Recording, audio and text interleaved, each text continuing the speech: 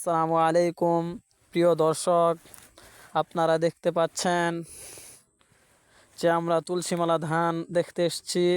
অনেক দূর থেকে অনেক কষ্ট করে এসেছি। আমরা এজন্য এসেছি, আমরা বিভিন্ন জায়গায় শুনে থাকি শেরপুর জেলা নাকি তুলসীমালা চাউলের জন্য বিখ্যাত। যেহেতু তুলসীমালা চাউলের জন্য বাংলাদেশ শেরপুর জেলার অনেক সুনাম রয়েছে, সেই জন্য আমরা তুলসীমালা ধান কীরকমভাবে হয়, কৃষকদের যে মনের আশা আকাঙ্ক্ষা এই তুলসীমালা ধানকে নিয়ে, এগুলোই আমরা দেখতে এসেছি। আপনারা দেখতে পাচ্ছেন যে তুলসীমালা ধানের কি অবস্থা, ধানগুলো আঁকা বাঁকা হয়ে পড়ে আছে।